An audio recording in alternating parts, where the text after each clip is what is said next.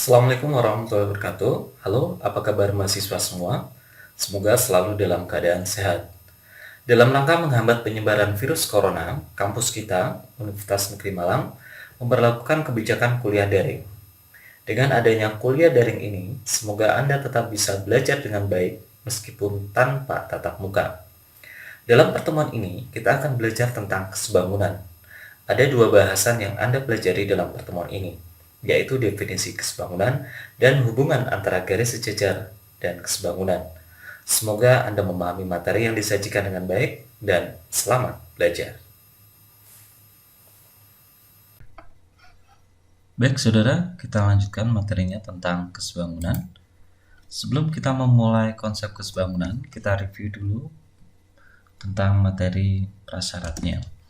Saudara, kalau kita mempunyai suatu garis, katakanlah garis L dan garis M, di mana garis L dan garis M ini merupakan dua garis yang saling sejajar. Kemudian pada garis L dan pada garis M terdapat titik A, D, C, dan B, sehingga terbentuk segitiga yang seperti ini. Ada dua segitiga, ada segitiga A, B, dan C, ada segitiga D, C, B. Nah, kalau kita lihat segitiga ini, dua segitiga tersebut itu terletak pada alas yang sama. Katakanlah alasnya adalah BC. Satu pertanyaan yang ingin saya ajukan adalah, apakah luas segitiga ABC sama dengan luas segitiga DCB? Silahkan dipikirkan terlebih dahulu.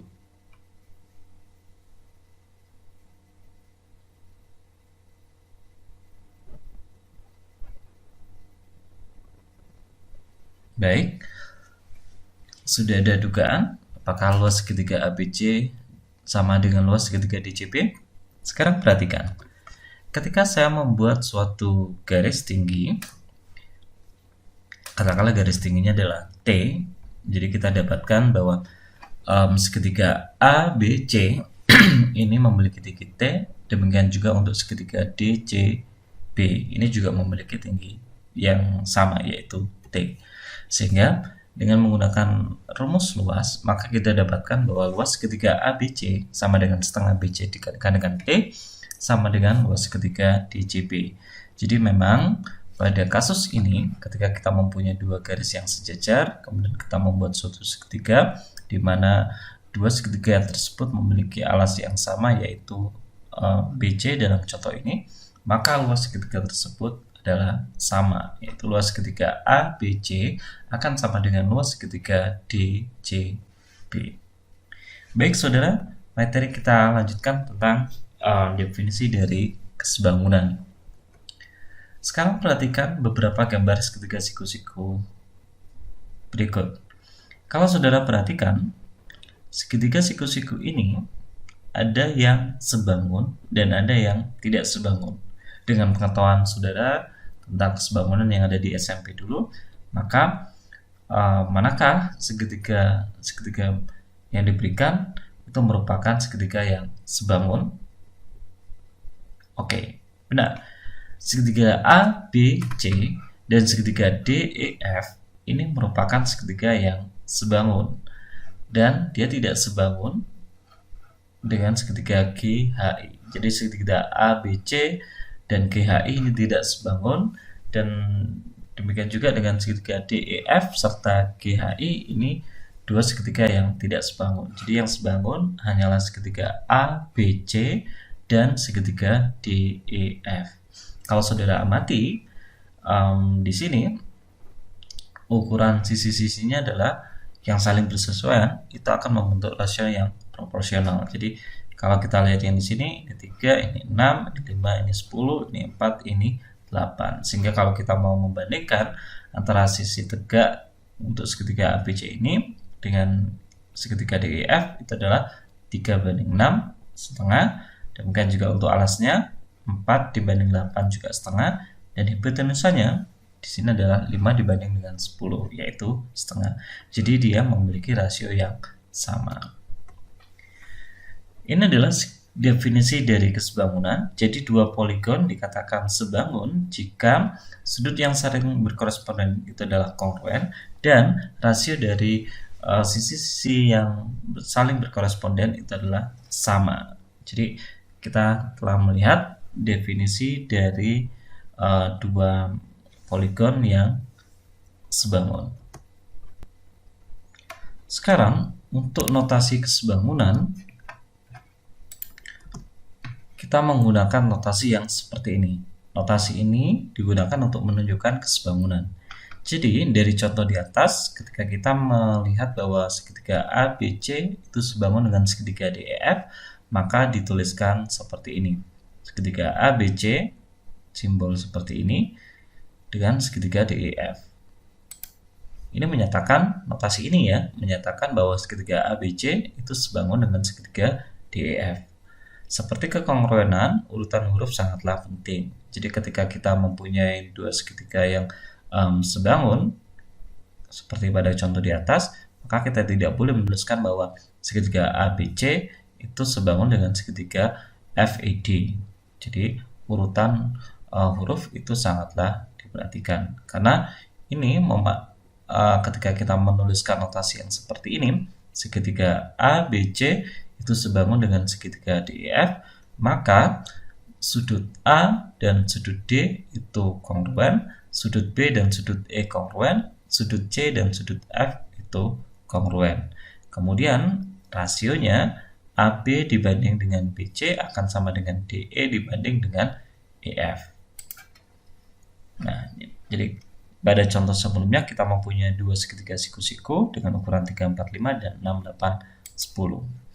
Jadi ketika kita menyatakan bahwa segitiga ABC itu sebangun dengan segitiga DEF, hal ini berarti bahwa sudut A kongruen dengan sudut D, sudut B kongruen dengan sudut E, sudut C kongruen dengan sudut F, dan AB kalau kita bandingkan dengan DE akan sama dengan BC dibanding dengan EF, akan sama dengan AC dibagi dengan DF. Dan ini memiliki perbandingan yang sama. Katakanlah perbandingannya adalah K. Kalau kita lihat yang di sini, maka segitiga ini, segitiga ABC dan segitiga DEF ini merupakan segitiga yang sebangun. Jadi awalnya ini, kemudian dia diperbesar menjadi 2 kali lipatnya. Atau awalnya ini dia diperkecil menjadi setengah dari kondisi semula. Dan K ini merupakan faktor dilatasi atau faktor perbesarannya. Jadi kita lihat di sini konstanta K disebut sebagai proportionality constant. Jadi konstanta keproporsionalan atau faktor magnification, faktor pembesaran. Jika K lebih besar dari 1, maka segitiga ABC itu lebih besar dari segitiga DEF. Dan jika K itu terletak di 0 sampai 1, maka segitiga ABC itu lebih kecil dari segitiga DEF. Dan jika K sama dengan 1, berarti segitiga tersebut merupakan segitiga yang kongruen. Jadi faktor K ini merupakan konstanta keproporsionalan atau faktor pengali, faktor perbesaran. Baik saudara, misalkan kita mempunyai suatu segitiga A, B, C, kemudian ada suatu garis yang sejajar dengan BC, yaitu adalah garis ini, dan titik potongnya itu adalah D dan E. Jadi yang diketahui itu adalah, misalkan kita mempunyai suatu DE yang sejajar dengan BC. Jika saya menarik garis tinggi dari titik D ke AE, katakanlah ini adalah H, kemudian saya menarik garis dari titik E, garis tinggi, ke AD, katakanlah ini adalah T. Dan saya membuat suatu segitiga B, DE, dan saya membuat segitiga lagi, segitiga CED. Jika kita lihat, luas segitiga ADE akan sama dengan luas segitiga ADE. Ini merupakan sifat simetri. Untuk menentukan luas segitiga ADE, saya menggunakan formula setengah dengan alasnya adalah AD dan tingginya adalah T. Sedangkan berikutnya setengah dengan alasnya adalah AE dan tingginya adalah H. Maka dari sini kita dapatkan hubungan bahwa AD dibagi dengan AE akan sama dengan H dibagi dengan T. Katakanlah ini merupakan persamaan yang pertama. Sekarang perhatikan bahwa untuk segitiga DBE dia akan mempunyai garis tinggi yaitu T.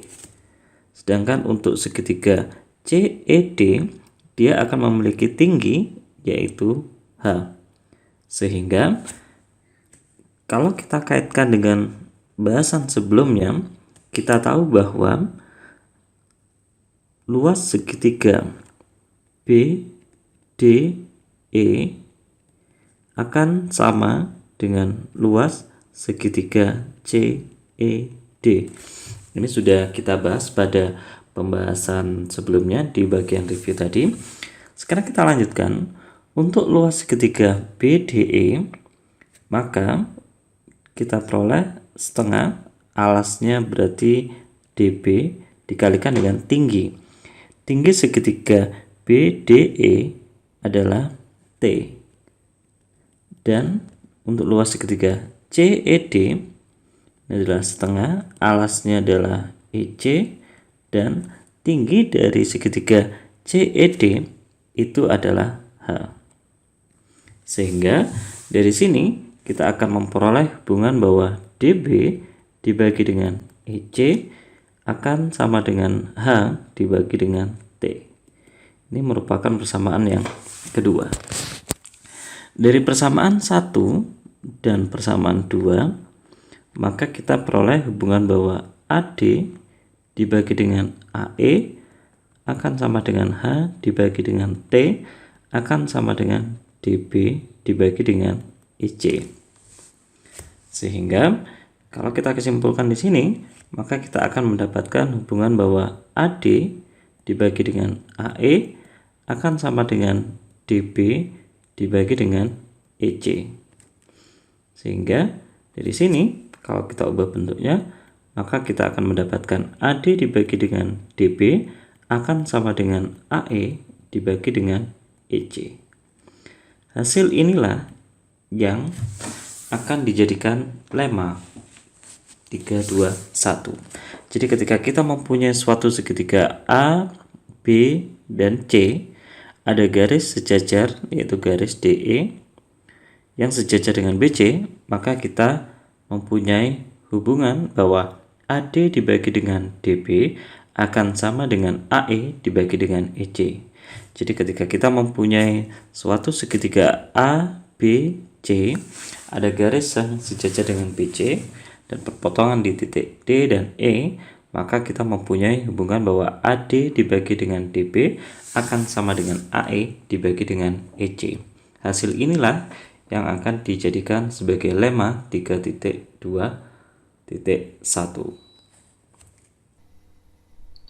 Sekarang kita lihat bagaimana lemma 3.21. Di dalam segitiga ABC, anggap bahwa D dan E itu merupakan titik pada AB dan AC secara berturut-turut, dan DE itu sejajar dengan BC.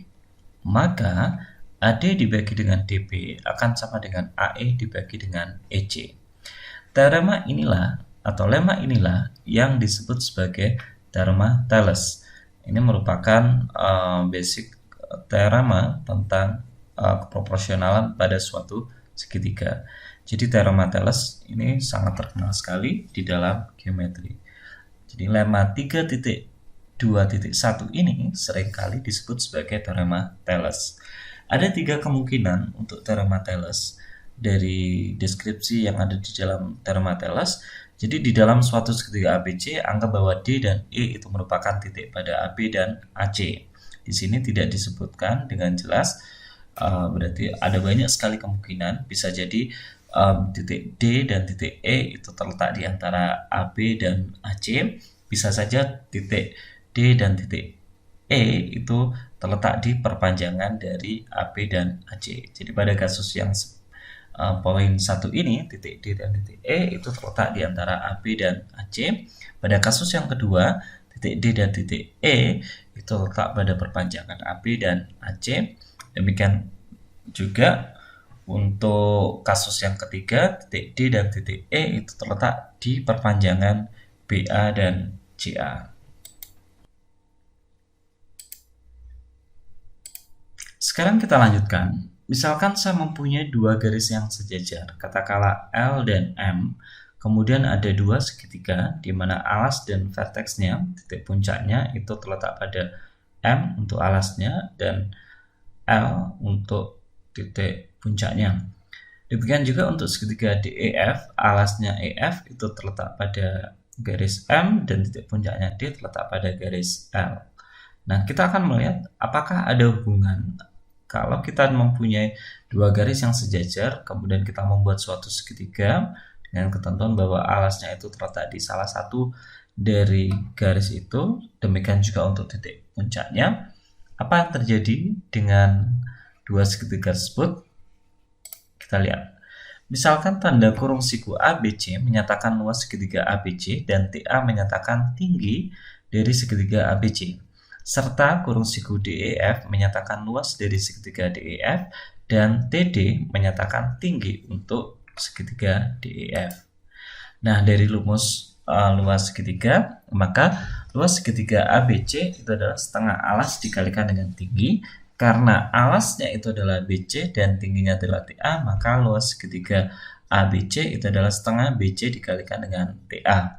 Demikian juga untuk segitiga DEF, alasnya terletak di EF dan tingginya tadi kita memisalkan adalah TD. Sehingga kita lihat di sini luas segitiga DEF itu adalah setengah EF dikalikan dengan TD. Kalau saudara amati, tinggi atau jarak antara L dan M itu merupakan tinggi dari kedua segitiga tersebut, segitiga ABC dan segitiga DEF, sehingga TA dan TD ini akan memiliki ukuran yang sama. Kalau kita bandingkan luas segitiga ABC dan luas segitiga DEF, maka akan kita dapatkan hubungan bahwa luas segitiga ABC dibagi dengan luas segitiga DEF sama dengan setengah BC dikalikan dengan TA dibagi dengan setengah EF dikalikan dengan TD. Oleh karena tinggi ABC dan DEF itu sama, maka TA dan TD ini juga sama. Sehingga kita bisa melakukan kanselasi, sehingga kita dapatkan hubungan bahwa luas segitiga ABC dibagi dengan luas segitiga DEF itu adalah BC dibagi dengan EF. Jadi kalau kita lihat di sini, hasil yang terpenting adalah luas dari segitiga ABC dibagi dengan luas segitiga DEF, sama saja kita mencari perbandingan antara alas yaitu BC dibagi dengan EF. Kita lihat teorema 322. Jika diberikan dua garis yang paralel, katakanlah L dan M, dan dua segitiga di mana tiap-tiap alasnya itu terletak pada salah satu garis yang diberikan, dan titik puncaknya itu pada garis yang lain, maka perbandingan dari luas segitiga itu adalah perbandingan dari panjang sisi-sisi alasnya. Jadi kalau kita mempunyai dua garis yang sejajar, katakanlah L dan M, kemudian ada dua segitiga di mana alasnya itu terletak di salah satu garis, ya, kedua alasnya terletak di salah satu garis. Dalam contoh ini alasnya terletak di garis M dan titik puncak dari segitiga itu terletak di garis L. Sekali lagi, L dan M ini adalah dua garis yang sejajar, maka perbandingan antara luas segitiga ABC dengan DEF itu sama saja dengan perbandingan antara BC dengan EF, yaitu perbandingan alas segitiga yang pertama dibanding dengan segitiga yang kedua. Ada beberapa kondisi terkait dengan teorema yang di atas tadi. Jadi kondisi yang selanjutnya adalah ketika kita mempunyai verteksnya itu sama, jadi titik puncaknya sama. Jadi ada dua segitiga dengan titik puncak yang sama, maka kasusnya seperti ini. Jadi kalau kita lihat karena dia titik puncaknya sama, berarti tidak perlu lagi garis yang sejajar dengan alasnya. Jadi kita lihat di sini alasnya adalah BC dan CD untuk segitiga ABC dan segitiga ACD. Maka dari teorema 322 tadi dikatakan bahwa perbandingan antara luas ABC dibagi dengan luas segitiga ACD itu sama saja perbandingan dengan BC dibagi dengan CD. Ini kasus yang kedua. Kasus yang kedua, kalau pada kasus ini titik puncaknya itu sama, terletak pada garis yang sama dan sama juga. Yang ini alasnya adalah sama. Jadi untuk segitiga ABC dan segitiga DCB ini memiliki alas yang sama, yaitu BC. Maka jika kita punya yang kejadian seperti ini, sama seperti di dalam review sebelumnya, dia memiliki tinggi yang sama, maka luas 3ABC akan sama dengan luas segitiga DBC. Ini sudah kita buktikan di bagian review. Selanjutnya kita lihat teorema 323. Ini tentang proyeksi garis yang sejajar mengawetkan rasio atau perbandingan. Kita lihat. Anggap bahwa L, M, dan N itu adalah garis-garis yang sejajar. Jadi kita punya L, M, dan N itu merupakan garis-garis yang sejajar. Kemudian mereka dipotong oleh suatu transversal T dan T aksen. Katakanlah titik potongnya itu adalah A, B, C. Itu adalah titik potong antara garis L, M, N, dan transversal T. Dan titik potong A aksen, B aksen, dan C aksen untuk titik potong antara garis LMN dan transversal T aksen. Maka dia akan berlaku bahwa AB dibagi dengan BC akan sama saja dengan A aksen B aksen dibagi dengan B aksen C aksen. Jadi kalau saudara perhatikan, AB dibagi dengan BC sama saja dengan A aksen B aksen dibagi dengan B aksen C aksen.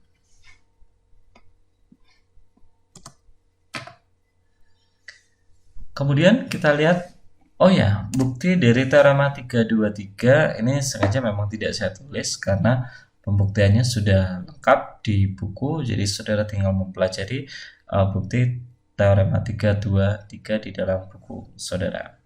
Sekarang kita lanjutkan ke teorema 324. Kita lihat di sini bunyi teoremanya. Di dalam segitiga ABC, kalau kita memisalkan DE itu sejajar dengan BC, dan jika D serta E itu merupakan titik pada AB dan pada AC, jadi D itu merupakan suatu titik pada AB dan E itu merupakan titik pada AC, kemudian D-nya itu tidak terletak pada A, B, ataupun C, maka kita bisa mengklaim bahwa dua segitiga tersebut itu adalah sebangun, yaitu segitiga ABC bangun dengan segitiga A, D, dan E.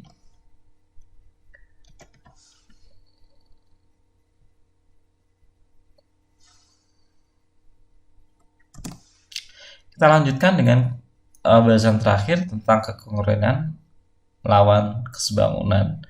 Kongruen dan sebangunan itu keduanya merupakan relasi ekuivalensi, yang artinya adalah kedua relasi tersebut bersifat reflektif, simetrik, dan transitif. Apa itu reflektif, simetrik, dan transitif? Silakan diperhatikan keterangan berikut. Jadi keduanya itu merupakan refleksif. Jadi reflektif. Jadi antara kekongruenan dan kesebangunan itu sama-sama reflektif. Artinya apa? Kalau kita mengatakan bahwa pada suatu segitiga ABC, kita bisa mengatakan bahwa segitiga ABC itu akan kongruen dengan segitiga ABC. Segitiga ABC itu akan sebangun dengan segitiga ABC. Kemudian simetris, jika segitiga ABC itu kongruen dengan segitiga DEF, maka segitiga DEF itu juga akan kongruen dengan segitiga ABC. Jadi dibolak-balik ya. Jadi yang kedua, jika segitiga ABC itu sebangun segitiga DEF, maka segitiga DEF itu akan sebangun dengan segitiga ABC. Kemudian transitif, Jika segitiga ABC itu sama kongruen dengan segitiga DEF dan segitiga DEF itu kongruen dengan segitiga GHI, maka kita bisa mengklaim bahwa segitiga ABC itu akan kongruen dengan segitiga GHI. Yang kedua, jika segitiga ABC itu sebangun dengan segitiga DEF dan segitiga DEF itu kongruen dengan dan segitiga DEF itu sebangun dengan segitiga GHI, maka segitiga ABC akan sebangun dengan segitiga GHI. Baik, saudara, itu saja yang bisa saya sampaikan. Kurang lebihnya saya mohon maaf. Saya ucapkan terima kasih yang sebesar-besarnya.